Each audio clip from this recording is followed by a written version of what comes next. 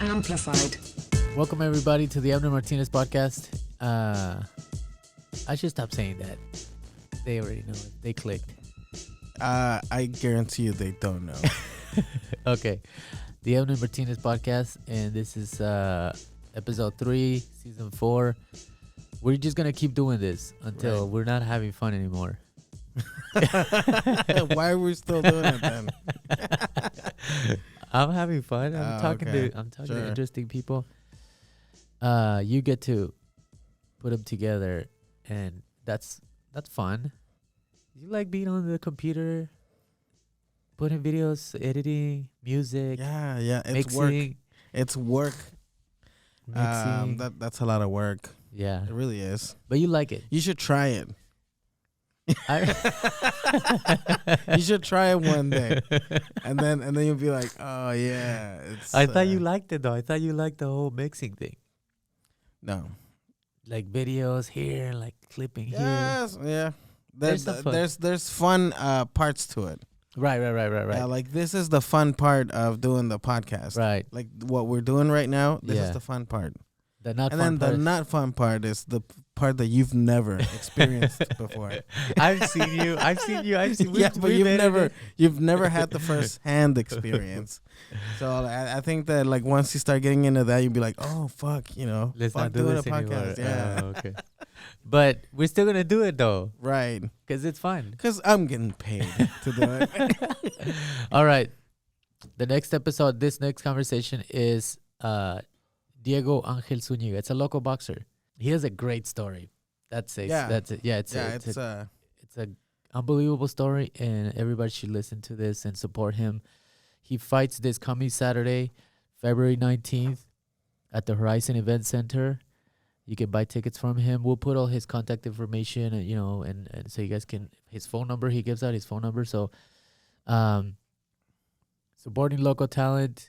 These guys are like doing the, like, when people say, man, I grind through, when they get to a successful part, they're like, I grind it day by day. Like this guy's in the middle of it, like this doing it right now. So, support him. He wakes up at 4 a.m. He's, works out, goes to work, gets out of work, goes to work out some more. So anyways, we're going to be there to check him out and support him. So everybody, go to the Horizon Event Center on Saturday, February 19th, and support Diego and all these boxers, by the way. Let's lift this up real quick. Let's change it. Let's cover Kenji's. There you go. That's a good one right there.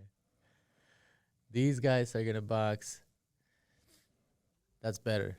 This is good. There you go. Diego is this guy. Great. You're about to listen to his story, and it's amazing. And I've seen these guys box when Bella was when she was in boxing. This guy was, this is like 5 years ago. So they went pro and they're having fun. They're living their dream. So you got to support that. So here we go, everybody. Make sure you share this and comment and, support local talent. So this is Diego Angel Zuñiga on the Abner Martinez podcast.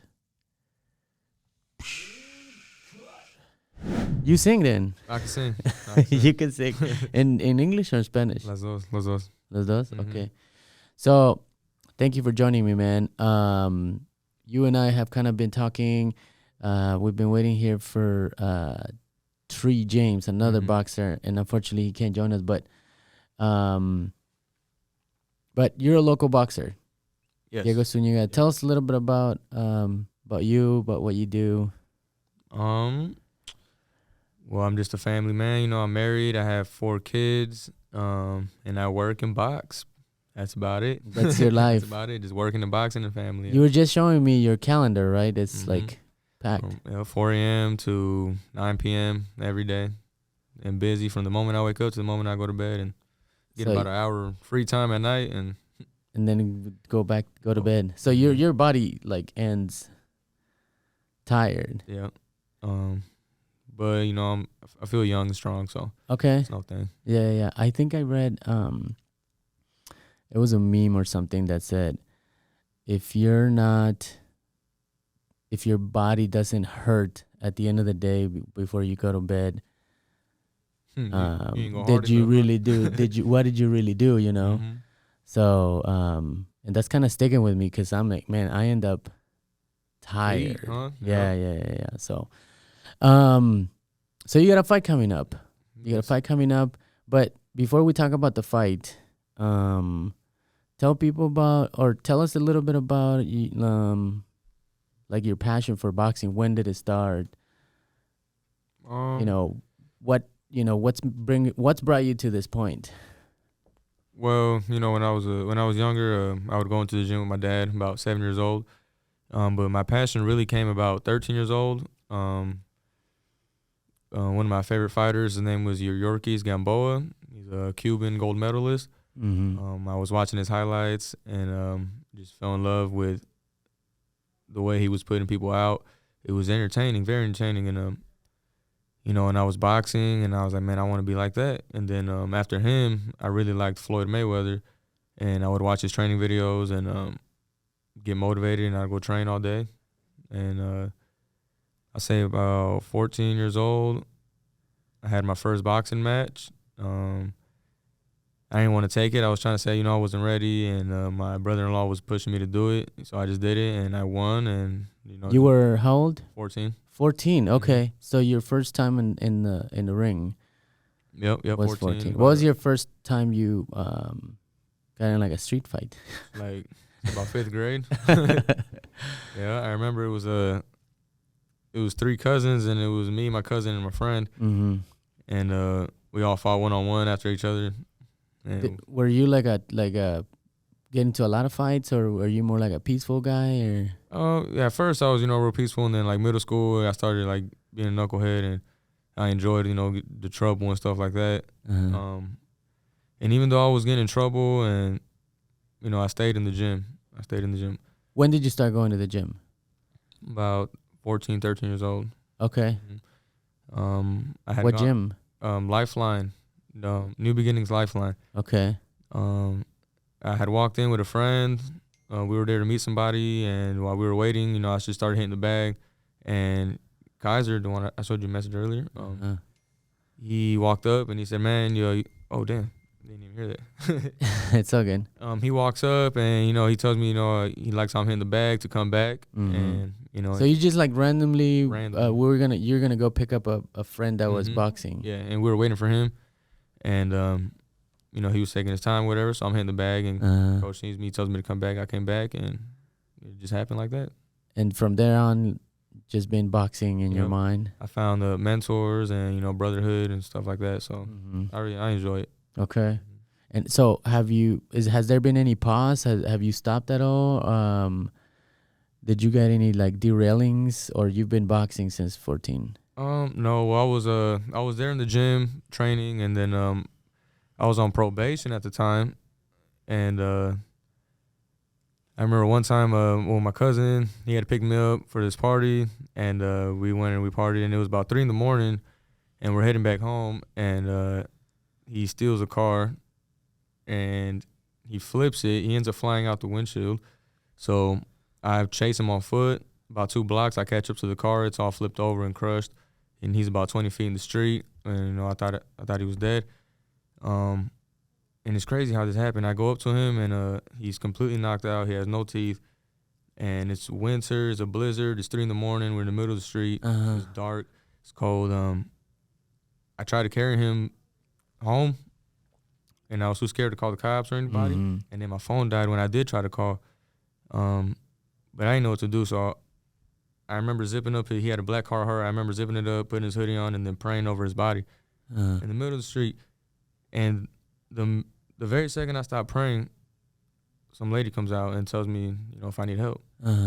It's 3 or 4 in the morning. And How old are you again? I was 14. Okay. Keep going. So some lady comes out, asked me if I need help. I told her yes, if you can take me to the hospital. Told her what had just happened. She goes inside to get her husband. She turned the car on, goes inside. And she took a long time to come back out. So then after a little while, I stole her car, and then I put my cousin in the car. I drag him in the backseat. I get to the hospital, and then the doctors and everybody rushes out. They take him in, and then I went to jail from right there. Oh. So then I was locked up for about a year and 2 weeks. How's your cousin? Man. Did he make it? Yeah. Okay. He did, but he was just still mentality was still not there to progress. Sure. So right So now, it was serious right now he's in injury. prison. Yeah. Oh, okay. Prison still. Hopefully he gets out soon and he can see the work. I mean, we've talked about this work since we were kids. So when he gets out, he'll see what. So you had that. You got arrested, right? Mm-hmm. And then you were on probation. And then what still brought you to that gym though? Was it your friend No. So was that your cousin that was working out? no, me and my friend had gone to meet with somebody, but I was already on probation. And then that's how I started getting into the gym. During that time while I'm training, one of those weekends, we go out to that party and then everything happens, and then I got locked up for a year and a half. Oh. Not a year and a half, year and 2 weeks. And my baby was born while I was locked up. Oh, so shit. My girlfriend Okay. was pregnant. She's 15. She's a year older. You've had some real life experiences. Like you've hard. Yeah. Is that part of what drives you? Yes. That's part of what makes me feel strong. Okay. Mm-hmm. Strong and will. You've had to overcome this. Yeah. So my baby was born while I was in there. And I remember they gave me like a home pass where I was at to come see my baby. And, I seen her, the first time I seen her was on Euclid at the probation building. I believe it's Euclid and MLK. So I get out after a year and 2 weeks and I go back to the gym and it's not there anymore. Okay. So the city was funding it, and sometime during that time when I was gone, they stopped funding them. And they shut down. So then I still, even when I was locked up, all I would ever talk about was boxing. The people that I met, I box, this and that. So I got out, and I still love to box. So I went to different gyms and went to Southeast Des Moines, and that's where I met Tree at. Okay. What year was this? 2012, 13. So you were how old? I was about 15. Okay. 15, 16. Okay. So that's where you met Tree. Yeah, he was there training. We were waiting for. We're still waiting for right. him. If he joins us, that'd be dope. Yeah, I know. So it's really cool. Like we've been training. He's been training so hard. I've been training hard for so many years. Yeah. And, now we're here together and on the same card and we're pros, and I like that. Yeah, I don't think if you remember, but I think we did. So I took Bella, which was at that time my daughter Bella. She was at that time 12. She's 17 now, so that's a solid 5 years ago. And you were still an amateur, and then I saw him training there too. So I would take her every time and just hang out. So I've seen you guys too in the last few years go from amateur to pro. But so you were boxing, and then but you're you've done amateur boxing and you've won some titles, right? Like you're a Golden Glove. Yeah, I won Golden Gloves 2018 and 2019. But I tried for Golden Gloves back in 2012, 2013, and I didn't win them. So Golden Gloves is, I mean, I know some people immediately know, but so every state has has this, right? Yeah. Who organizes it? Just like I believe it's Donald Avant. But is there like an organization that does all the Golden Gloves? He's the president of Golden Gloves, Iowa Golden Gloves. Every state has their. And do they communicate? Do they associate with each other? Okay. Yeah. So every state has their tournament, and then the winners from every state, then they go to a national tournament, and then they compete right there. Oh, okay. So you tried, you fought in a couple of tournaments, and you didn't. Yeah. What did you get? Like, did you make it to the championship or? No. I went to the first one. I went, and right away I lost the first fight. I thought that I had won it, but that's not how it was seen. So that was that, and then in 2019, during my Golden Glove fight, in the first round, I dislocated my shoulder, Okay. and the doctor came up and they almost stopped the fight. It ended up popping back in, and the fight continued, and I won the fight with my left hand. Okay. So This is the one that when you won your Golden Glove when you won it. Okay. Yeah, so I won in 2018, and then I went and competed, and then 2019 I won it again. I injured myself in the fight, so I wasn't able to go to that national tournament. Oh, okay. Compete again. That's 2019. So, but first, let me take you back to when I came back from lockup and that gym wasn't there, and then I Sure. went to Yeah. So I was training there, and I've just been in different gyms. I've been with at Southeast Des Moines. I visited over at Los Gallos Bravos with Jimmy Saenz. I've been at with Peña at Pepe Peña at Peña's Boxing.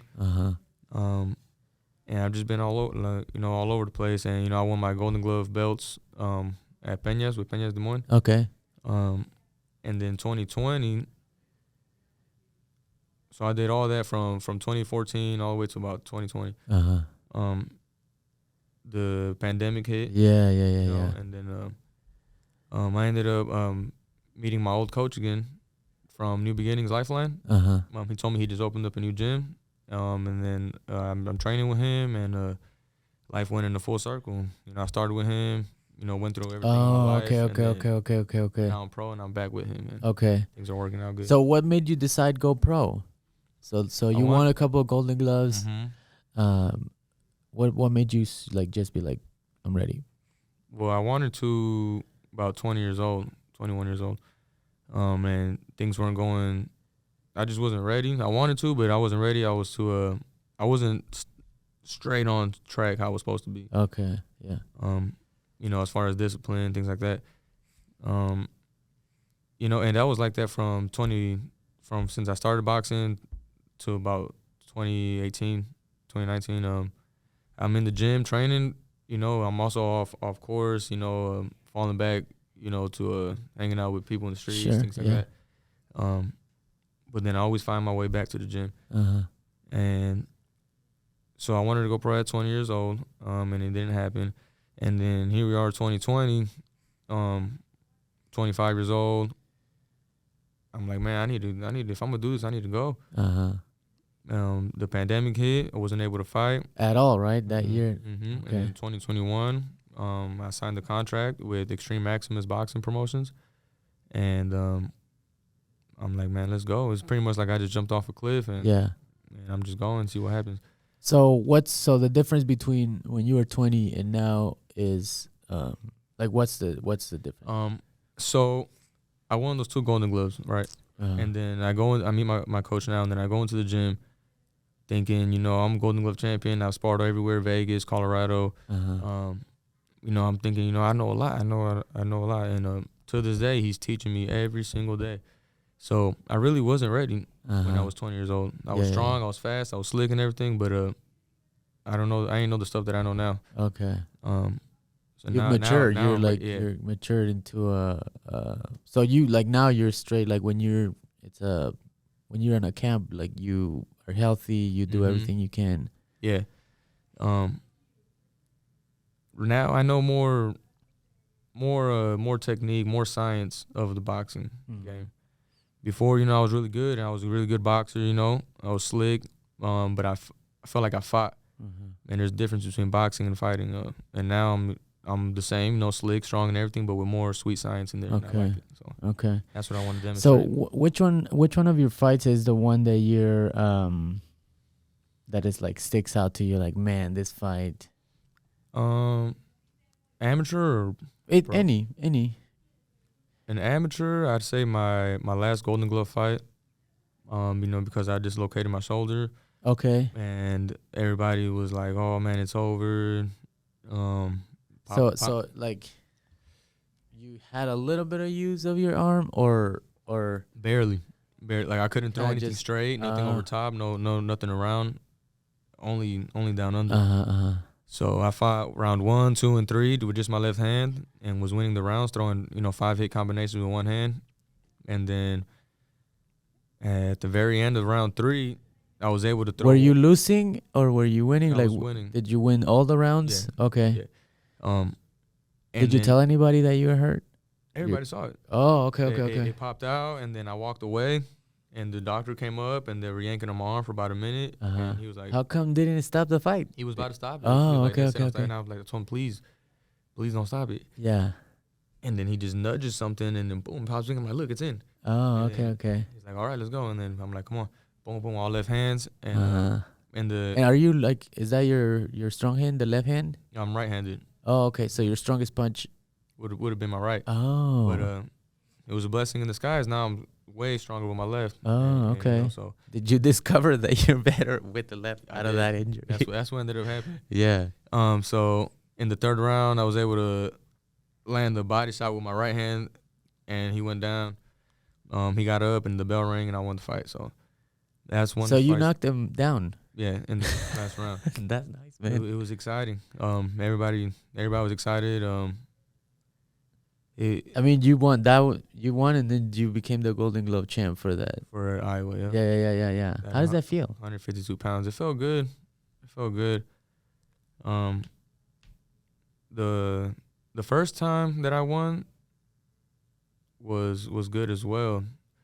I remember I stepped out the ring. I took photos with my family and friends, and then I go to the restroom, and I'm taking my shoes off, and I see like a brown shoe, like a business shoe right in front of me, right? So then I look up, and it's this gentleman, and he asked me if I know who he is.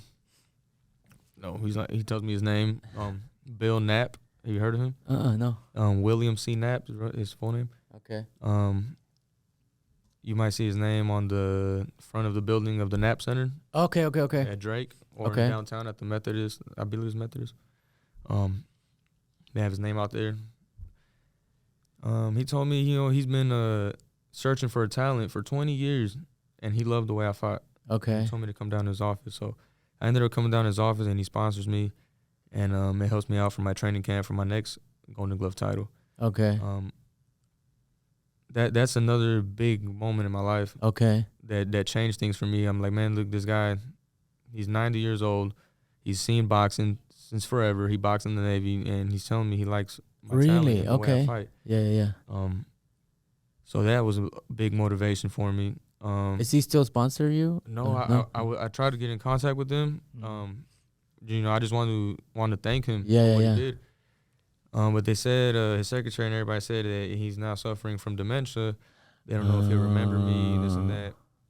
So I kind of just stopped reaching out. Yeah. And I told my coach about this like 2 days ago, and he's like, man, you should reach out to his family, and even if you can't get in contact with him, at least. Yeah, or a letter, maybe like old school, just kind of write a thank you letter. I didn't know what to do. I had a bunch of ideas, like maybe put his name on my shorts or. Yeah, because I mean, if he's suffering from dementia, that's pretty, and he's 90 something. You said 90.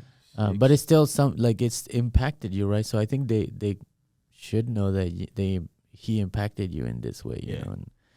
And that's pretty amazing, man. That's pretty.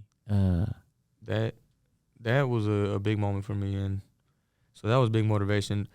But something tragic happened after that fight. What was that? January, March, April. That was in April 2018, and then my wife's birthday was in June. And so we're downtown celebrating, and some random guy starts shooting at me. Oh. What? No. Never in my life. I've never seen him a day in my life. That's crazy. Coming up to me acting all crazy.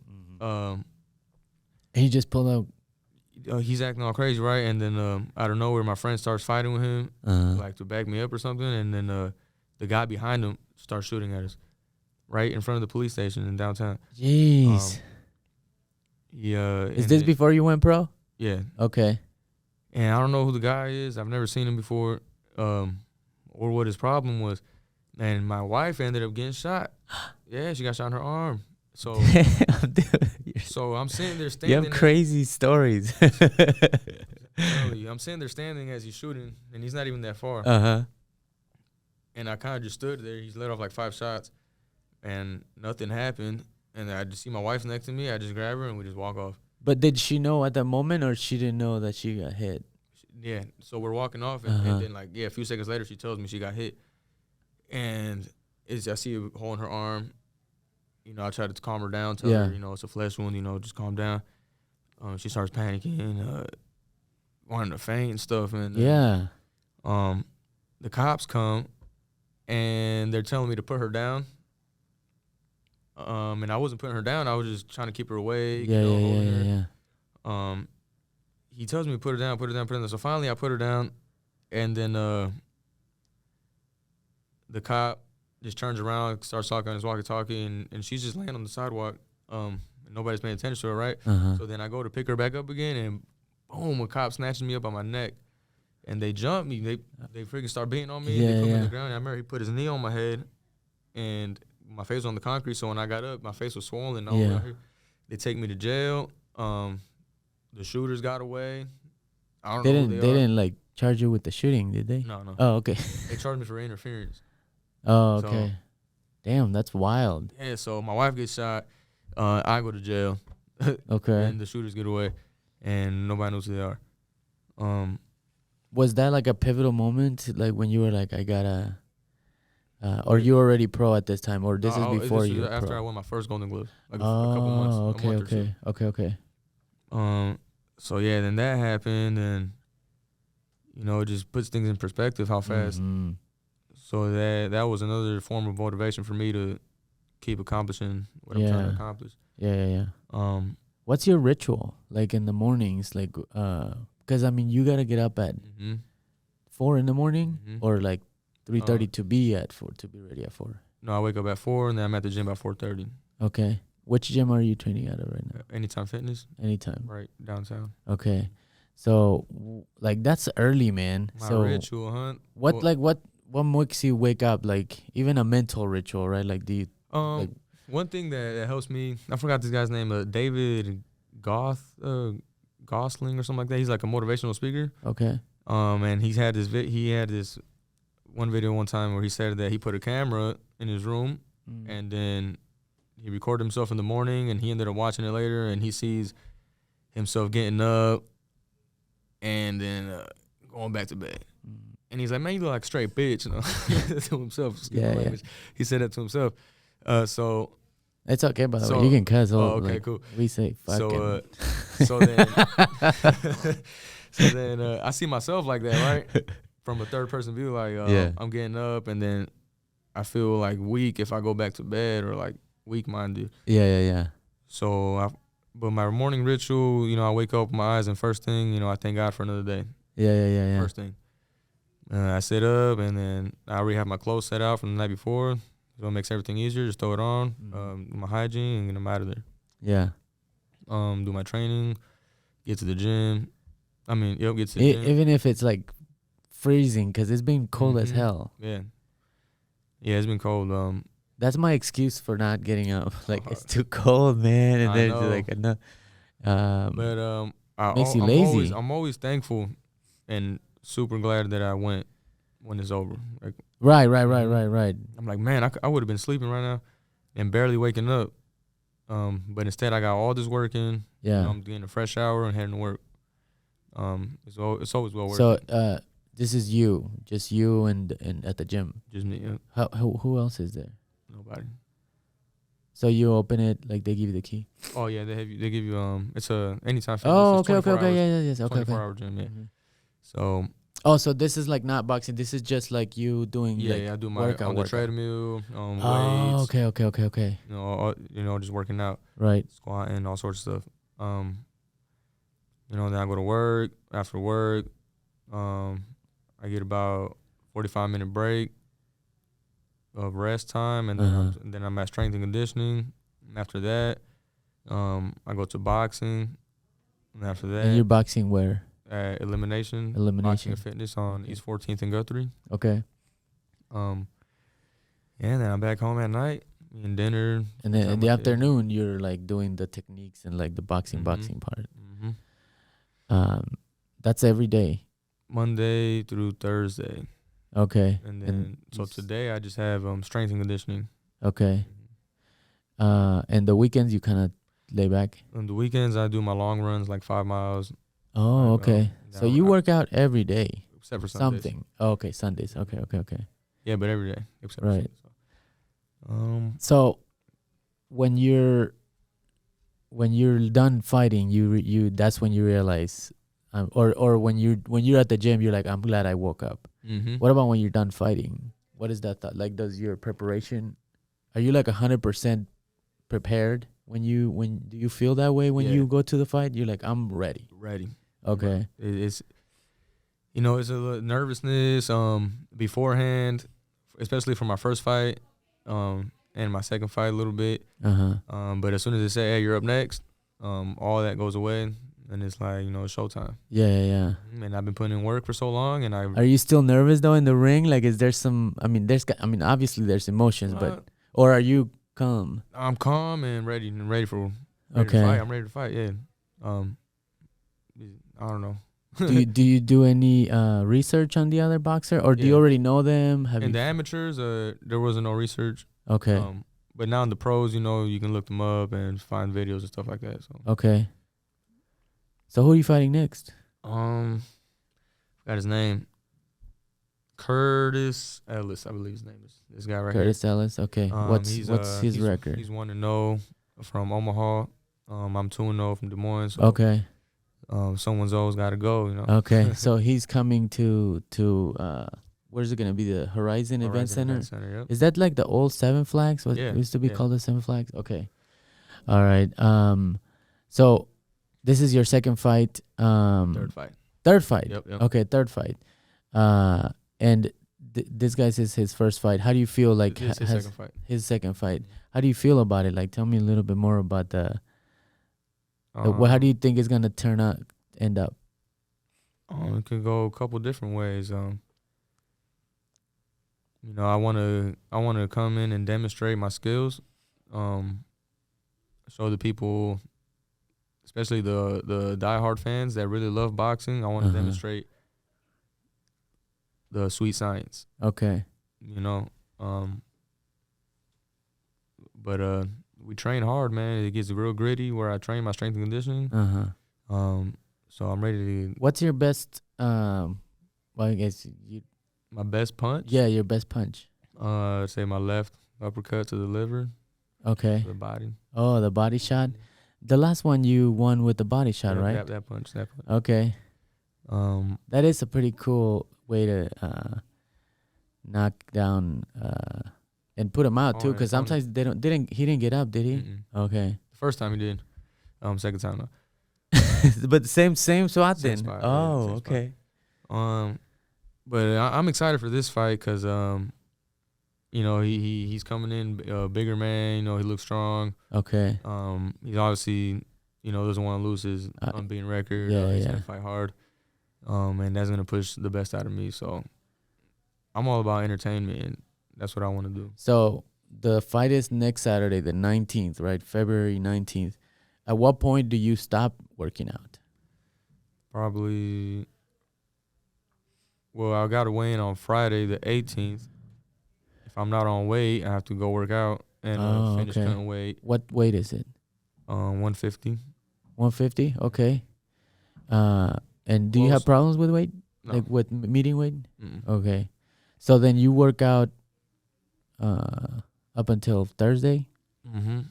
Up until Thursday, and then weigh in Friday. We'll do a face-off, and then Saturday night, come take care of business. Where's the face-off? Is that like At the venue. at the center? Mhm. Okay. We'll weigh in, and we'll do a face-off, and that'll be the first time I see him, and Okay. This is the real deal. Oh, yeah. Everything is so is there people there? Is there for the weigh-ins too? Yeah, they have people there, press, but I'm excited because I've thought about this since a kid, and Is this the biggest venue that you've or was the last one here too? The last one was here too. Okay, My okay, first okay. fight was at the casino. That was a pretty big venue.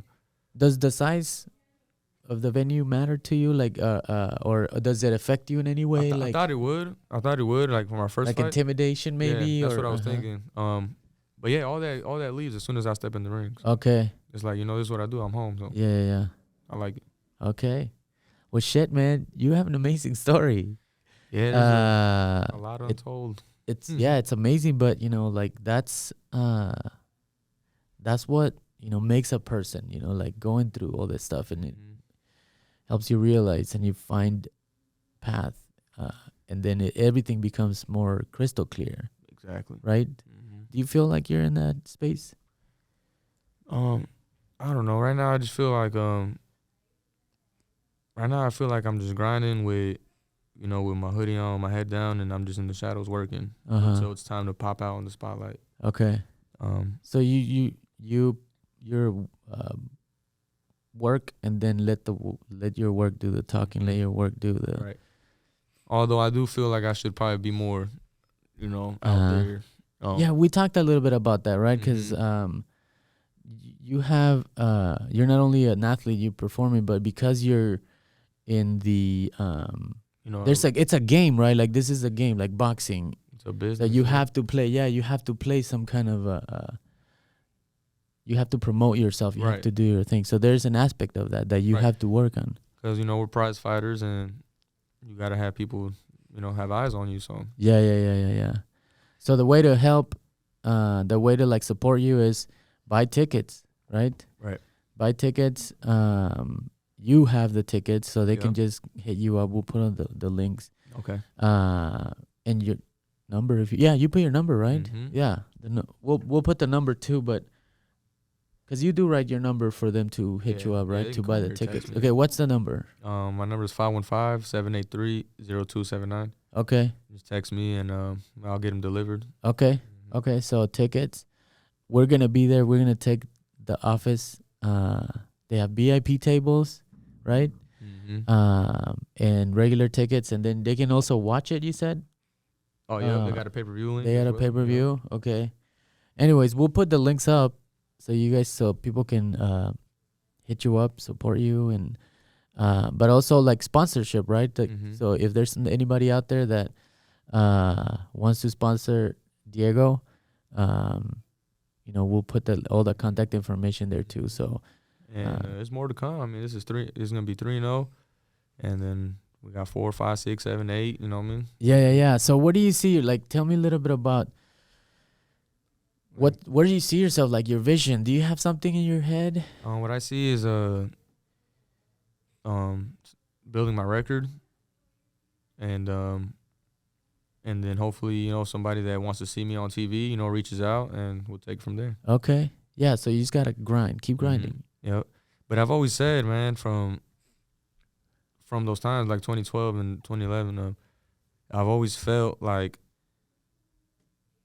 that is my thing to do, to represent for the city of Des Moines.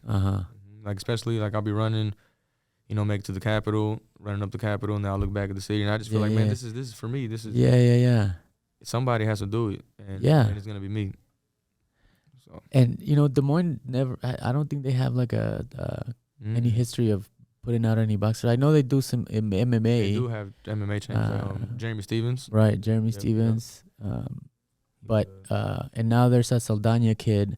Oh yeah, Luis Saldana. Yeah, Luis Saldana. So, but not in boxing, right? So in boxing. So it's always got to be the first one, man. Yeah, and it's coming to fruition. So yeah, you just got to keep working, stay focused, and that's all it is. Yeah, I mean, I always hear, you hear it all the time, but it's like don't chase your dream. Just live your dream. You know what I mean? Like live that version of that dream that you have, and just kind of live it out and see how it develops. And that's what's been happening. Personally, I feel like a lot of the runs that I do, a lot of the training sessions, the early mornings, a lot of that time I'm by myself and nobody sees it. But I feel like it's like God is watching, and so I feel like He sees my work just stacking up, and then eventually, He'll accommodate for that.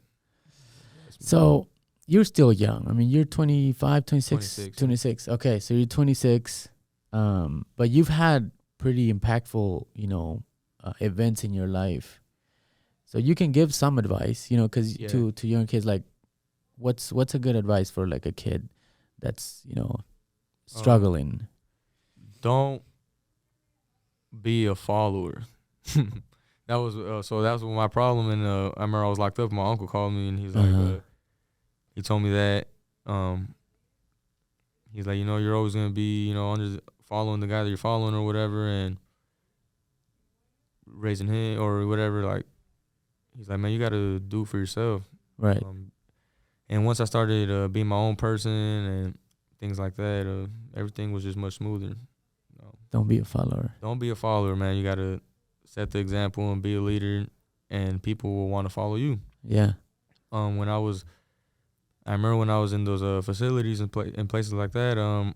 The staff that were there, they were like, whenever you're doing good, everybody wants to do good. Whenever you're acting up and being bad, everybody wants to act up and be bad. So you have this gift of people following you. And boxing's a lonely sport.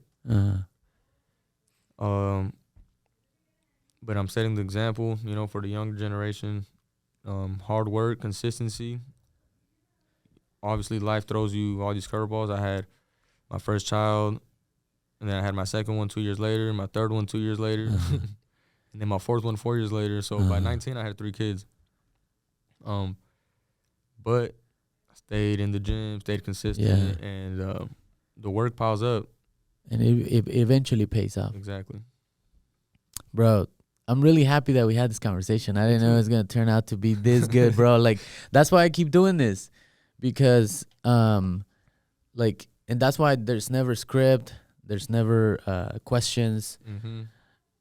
Because it's just like, you never know. You know, Yeah. this is like one of the best podcasts I've ever had, bro. Oh, So, man, that's crazy. so, and I've spoken with like amazing people, so, thank you, keep man. doing it. Thank you for making time. Oh, thank you, man. We'll be there Saturday to watch you. Saturday, February 19th at the Horizon Event Center, the old Seven Flags. Just hit up Diego, and we'll put the links up, and then buy tickets, and then we'll see you there, man. Yeah, we're gonna keep working, and eventually, the city's gonna recognize, and they're gonna get behind me, and I'm gonna take us. Awesome, man. Awesome. Well, thank you very much, and we'll see everybody later. Thank you, Amber. Yeah. Well, there you have it, folks. Okay, yeah, you go. Fucking asshole. Okay. All right, everybody. There you go. That was Diego Zuñiga, local boxer here in Des Moines. I think everybody should at least follow his story, follow him on social media, and keep an eye on him. You never know. He could get far. Yeah, and then also for all the fucking hipsters that always say support local, well, let's see. Let's see how you do. Let's see how you do this time. Yes. You Yes. fuckers. Yeah, you better be there. It's gonna be a Horizon Event Center full of hipsters. Yeah, full of hipsters supporting local. Supporting local. So, anyways, we'll make this one short, but go support Diego Zuñiga and James Tree also, or Tree James. I'm sorry, he'll fight too. And there's a few. This guy's also local. He cut my hair once, so I want to talk to him. So, anyways, we'll just keep talking to people, making Kenji work more. Just keep you busy. Thank you. Keep you a busy bee. Thank you, asshole. All right, everybody. Thank you, and we'll see ya.